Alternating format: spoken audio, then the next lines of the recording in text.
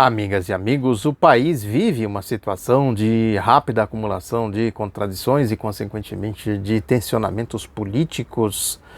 E essas tensões são mais ou menos como a corda esticada, vai criando tensão, uma hora ela vai se romper. Para a gente entender a natureza dessas tensões, o que está por trás dessas tensões, é necessário a gente pegar fator a fator e entender qual é o seu papel. Em primeiro lugar, o ponto de partida é essa questão de classes, essa questão ideológica, essa questão capital e trabalho. O país, historicamente, nesse sistema, neste modo de produção que é o capitalismo, nós temos aí a engrenagem fundamental que é capital e trabalho. Se nós temos direita e esquerda, evidentemente que isso corresponde a esta contradição. Não tem outra explicação para a gente entender qual é o papel da esquerda, qual é o papel da direita. A direita existe tão somente para defender os seus privilégios, a direita é o capital e a esquerda, consequentemente, luta para que o trabalho, os trabalhadores conquistem a sua emancipação, o trabalho seja colocado no centro da engrenagem e que esse trabalho não seja o trabalho alienante, o trabalho que produz riquezas para que outros se apropriem das riquezas e não os trabalhadores. A lógica, portanto, tem que partir daí. A gente olhando para esse desenho, para essa questão ideológica, essa questão de classes, a gente vê nitidamente o sentido, quais são os fatores, quem é que está criando tensão no país e por quê. A começar por essa questão, nós podemos analisar as facções que se compuseram nesse projeto de poder que é aí o governo Bolsonaro, as três facções básicas que eu tenho falado aqui. A mais poderosa, a mais importante delas, sem dúvida, que é a Operação Lava Jato, liderada pelo Sérgio Moro e o Deltan Dallagnol, essa facção criminosa, essencialmente facção criminosa, metida na corrupção até a medula, até o pescoço. Tem também a facção do Paulo Guedes, que também é essencialmente corrupta, né? E tem a facção aí do clã Bolsonaro, que por circunstâncias políticas foi posta no centro desse projeto de poder. E dentro dessas facções tem as contradições. É aí que está o problema. Quer dizer, a facção do Bolsonaro está batendo de frente com a facção do Sérgio Moro. E a facção do Sérgio Moro é fundamental para a facção do Paulo Guedes. A facção do Sérgio Moro vai na frente limpando o caminho, fazendo o trabalho sujo e abrindo o caminho para que a facção do Paulo Guedes venha atrás, fazendo o que eles estão fazendo aí, implantando o programa de governo, que é esse projeto neoliberal, o projeto ultraliberal, neocolonial, a privatização, as privatizações, meter a mão no orçamento público, aí com a PEC, a Emenda Constitucional 95, a reforma da Previdência, né? A lógica é essa, saquear o país, meter a mão no pré-sal. As duas facções de peso, portanto, no governo, são essas duas aí. A primeira, a mais pesada, a mais barra pesada, a facção criminosa do Sérgio Moro e do Deltan Dallagnol, a outra facção do Paulo Guedes, e fica... essas duas facções se juntaram, se uniram e alçaram a facção do Bolsonaro à condição de favorita para conduzir esse processo político que resultou na vitória das eleições de 2018. Um exemplo claro disso está aí na sanção do projeto do pacote anticrime do Sérgio Moro, que a Câmara dos Deputados fez ali um movimento importantíssimo para tirar os itens mais criminosos desse pacote. E agora o Jair Bolsonaro sancionou, que tem aí esse ponto fundamental que é o juiz de garantias. Isso é uma derrota cachapante do Moro, porque tira das mãos dele uma lógica muito importante que seria ele criar dentro já do funcionamento desta facção criminosa um sistema de poder institucionalizado. Com a lei aprovada, ele criaria os seus juízes, os seus procuradores, os seus promotores, um estado de exceção dentro do Estado brasileiro, dentro do Estado democrático de direito. Com isso, ele poderia atacar a Constituição, né, fazer as perseguições políticas e ir seguindo em frente com a sua lógica de abrir caminho para a facção do Paulo Guedes. E aí, quando o Jair Bolsonaro sanciona e garante o juiz de garantias, consequentemente o Moro sofre uma derrota cachapante. tira uma ferramenta importante para o seu estado de exceção, para a sua facção criminosa, as suas práticas de fazer sequestros, né, de fazer negociatas aí com a indústria da delação premiada e etc, etc. Algumas pessoas estão publicando, dizendo, aí da mídia, estou dizendo, né, que o Jair Bolsonaro estava de olho nessa questão do filho dele, do Flávio Bolsonaro, que tira poder daquele juiz lá, que sem dúvida alguma, que ali tem lógica do Grupo Globo, consequentemente tem lógica da Lava Jato, né? Não dá para negar isso, esconder isso, varrer isso para debaixo do tapete, é ingenuidade, é bobagem, que ali tem um processo exatamente de fazer pressão, ninguém ali está interessado em combate à corrupção nenhuma, é fazer pressão em cima do clã Bolsonaro para dizer, ó, vocês trabalham dentro da lógica da Lava Jato, porque dentro da lógica da Lava Jato vem a lógica do Paulo Guedes. Pare com esses negócios aí que vocês ficam aí atacando o Globo, atacando Folha, atacando não sei o quê. Isso aí nós não queremos que você faça isso. Senão nós vamos prender o seu filho. A Lava Jato está lá no Rio de Janeiro para isso. Esta é a lógica das tensões que foram criadas. Isso está explícito. O jornal o Globo, por exemplo, dá a notícia assim. Deixa eu pegar aqui como foi que o jornal o Globo falou. Diz que com a sanção do pacote aí pelo Jair Bolsonaro, dizem que após manter juiz de garantias no pacote anticrime, Moro reforça a posição contrária à medida. Veja aí. Esse maluco aí, esse ministro desparafusado da educação, o tal do Abraham Weintraub, já retuitou lá uma história dizendo que o Jair Bolsonaro traiu, é um traidor.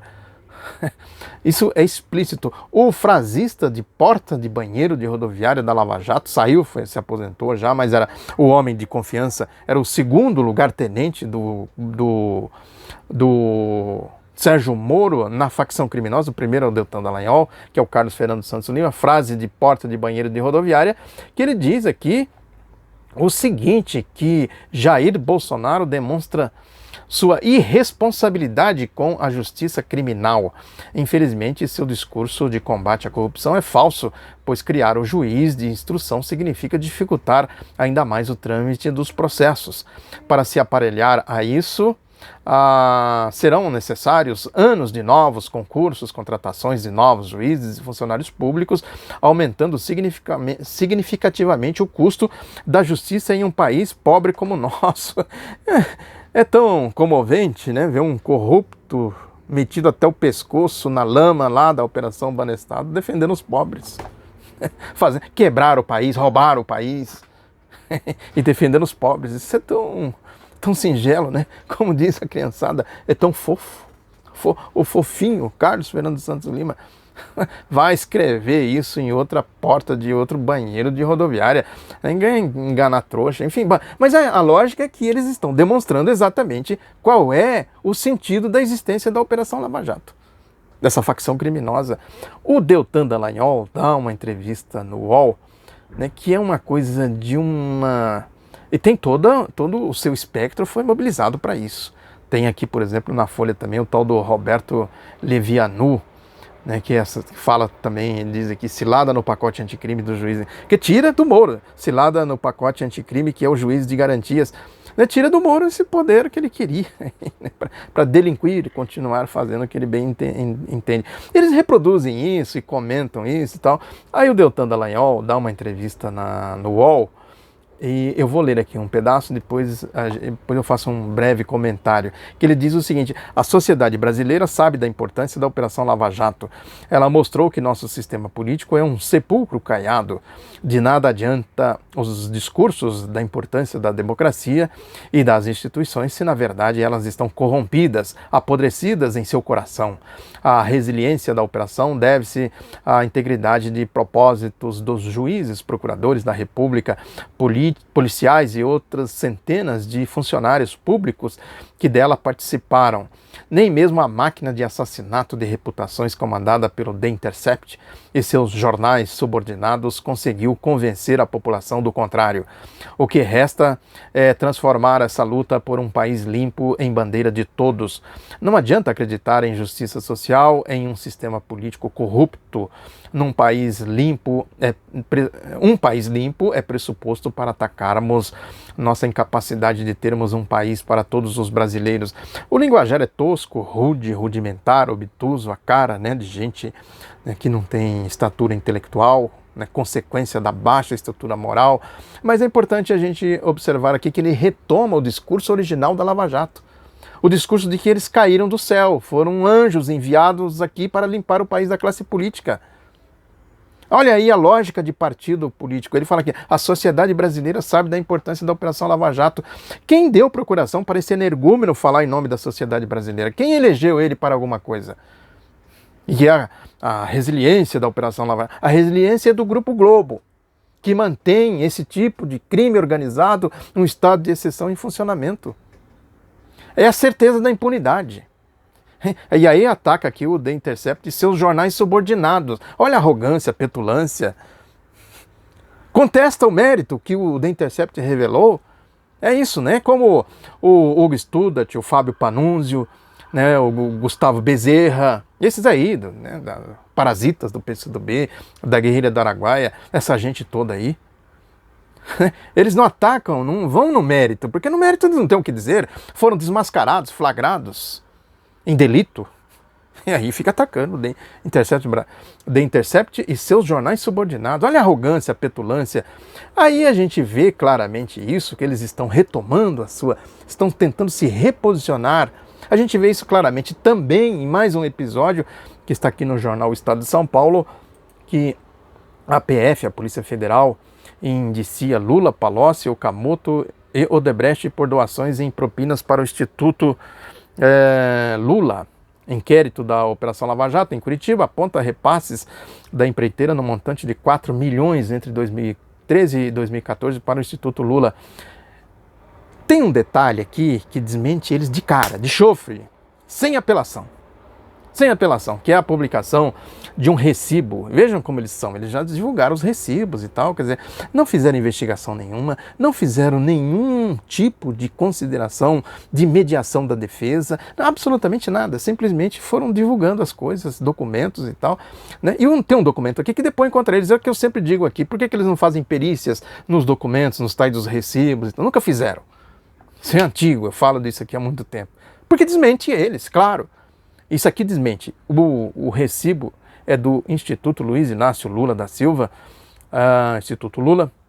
Diz aqui, recebemos da construtora Norberto Odebrecht S.A. a importância de R$1 milhão, correspondente à doação depositada na conta corrente 8588, agência 33235 do Banco do Brasil, São Paulo, 16 de dezembro de 2013. Recibo normal. Aí o delegado vai explicar, o delegado conhecido daquela turma lá, os delegados, que eu sempre falo deles aqui, é o Dante Pegoraro Lemos, que é o atual superintendente regional da Polícia Federal de Curitiba. É aquele Flores que saiu de maneira meio esquisita, não muito explicado porque que ele saiu lá da superintendência, mas a questão é que ele diz aqui o seguinte, que as meras doações do grupo Odebrecht, esse é ele falando, aspas do delegado, as meras doações do Grupo Odebrecht ao Instituto Lula, consideradas isoladamente, seriam penalmente irrelevantes, tal como já possa ter ocorrido no passado com outros presidentes. Ou seja, a Odebrecht fez doação para o Fernando Henrique, fez para o Sarney, fez para o Lula. Claro, ele está dizendo aqui.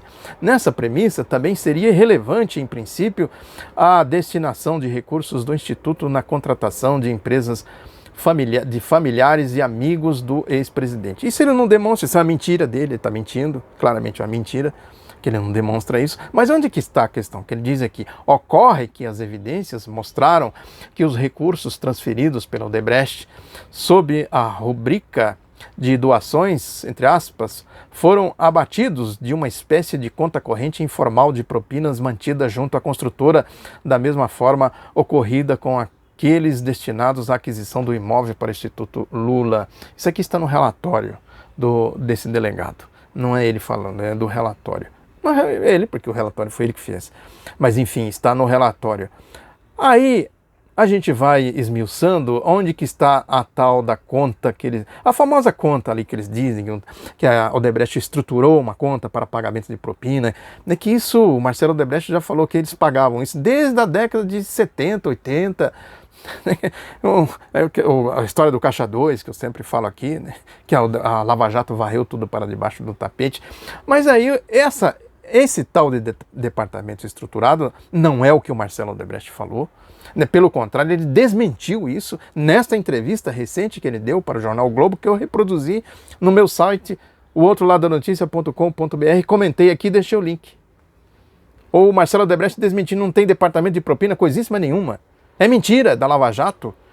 Mas quem disse isso foi o tal do Alexandrino, que foi diretor,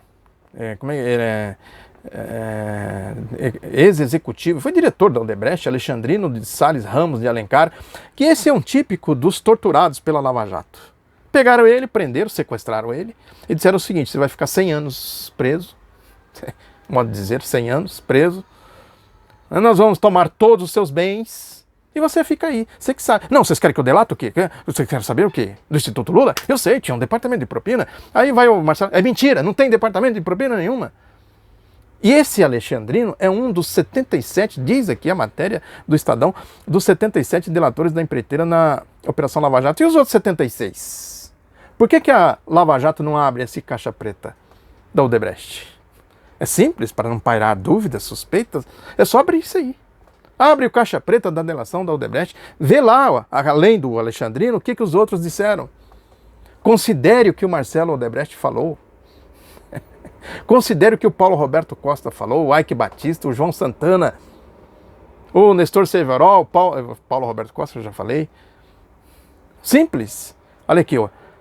A ação política da Operação Lava Jato, né, dentro desse clima de tensionamento e dentro desse clima de classes, do tal do lulopetismo, que não é só lulopetismo, é a esquerda toda. Está aí o exemplo do Ricardo Coutinho, ex-governador da Paraíba, que eles prenderam o Ricardo Coutinho.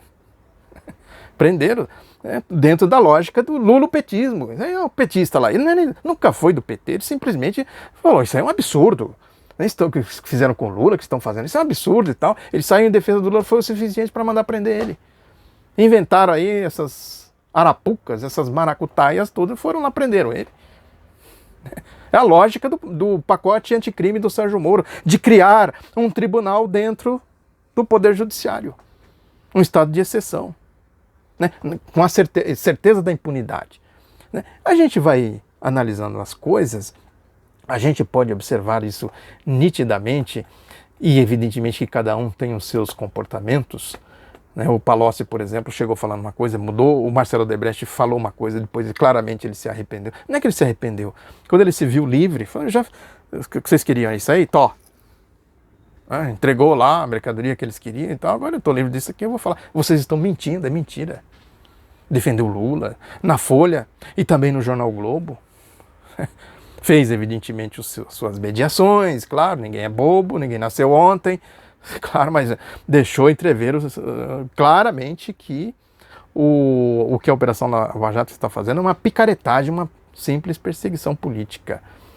Nessa lógica de contradições e de tensionamentos, a gente vai observar exatamente os interesses de classe, os interesses econômicos. Tem aí a Folha e o Estadão fazem editoriais idênticos sobre o mesmo tema. Vejam que o sentido de classe das coisas, como eu sempre digo aqui, que a Folha fala aqui da política externa, a Folha e o Estadão falam da política externa, porque tem consequências. Uma coisa é o Jair Bolsonaro ir lá na Casa Branca e se comportar como um mero capacho do Trump. O que você quer que eu faça? Você quer que eu engraxe seu sapato? Que eu lambo sua bota? Né? Eu sou aqui, eu sou seu fã. I love you. Foi isso que ele falou lá. Um papel ridículo, né? Um papel de otário que ele fez. E a Folha e o Estadão chamam a responsabilidade, tem que fazer uma política de inserção nesta lógica de Wall Street, nesta lógica da Operação Lava Jato, que a Operação Lava Jato fez tudo isso, evidentemente, de maneira combinada com o Departamento de Estado de Justiça dos Estados Unidos, com o Pentágono. Ninguém é bobo, ninguém nasceu ontem, todo mundo sabe perfeitamente bem o que representa a Operação Lava Jato, exatamente dentro desse caminho, dessa atuação política para abrir caminho para a Wall Street, Paulo Guedes, essas coisas todas. Ou seja, fazer uma inserção institucionalizada, como instituições, não como um mero capacho. A facção do Bolsonaro quis nomear o filho, aquela coisa toda lá, né, que se dá assim nessas relações de milícias. Como se tivesse lá na Casa Branca os milicianos que ele está acostumado, ele, os filhos, o clã, todo mundo lá, a se relacionar por aí afora. Os milicianos lá do Ustra, do Fleury, a lógica, eu digo, né, o mesmo comportamento.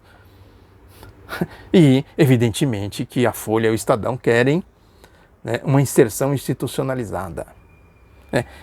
Também há contradições, eu sempre falo aqui com o Grupo Globo, a questão de Wall Street, né, porque mesmo nessa questão da inserção institucionalizada, é preciso preservar setores da economia nacional. Né? Tem aí problemas também entre eles. Né? A Folha faz um editorial de difícil conclusão, porque diz aqui que o título é uma guinada e colisão. Política externa e ideológica só não gera mais danos devido à resistência de fora. O que eles estão querendo dizer aqui é o seguinte, que tudo que está sendo feito na política externa, por princípio, é correto, mas não pode ser com esse comportamento de Ernesto Araújo, que é um outro claramente desparafusado, né? Não pode ser com o comportamento de Bolsonaro, que vai lamber as botas do Trump, né? Tem que ser exatamente isso, dentro da lógica da Lava Jato, uma coisa mais institucionalizada. O Estadão diz isso abertamente, que diz aqui que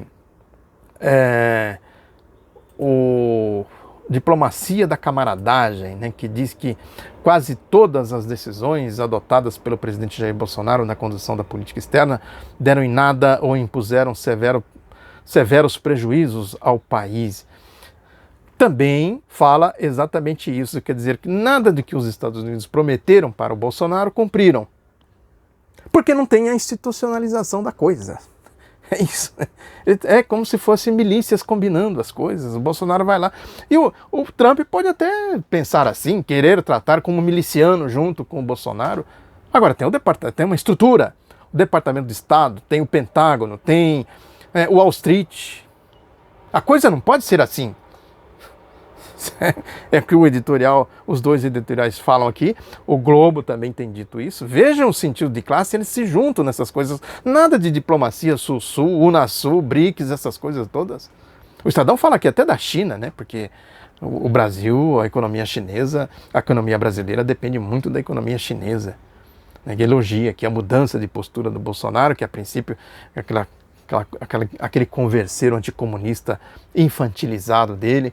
Depois ele teve que rever tudo isso.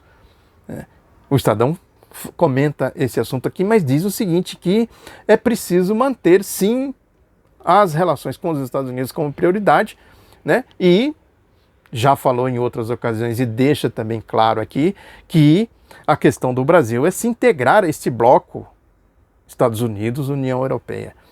Então, as contradições, elas vão se acumulando em todos os sentidos, mas vão também deixando claro que tem um caminho, tem um projeto de poder, tem um programa de governo a ser executado, e é dentro dessa questão. E tem, fundamentalmente, a contradição de classes, o lulopetismo, a esquerda, não sei o quê, tal, que eles falam aí, né, o lulopetismo, e não é só o PT às vezes tem ilusão de que ele precisa se defender, porque ele é alvo, ele está sendo atacado. Não é isso. Não é isso. Que está sendo atacado é o país, é o povo e as suas instituições, as suas organizações representativas, o movimento sindical, o movimento social e os outros partidos de esquerda também.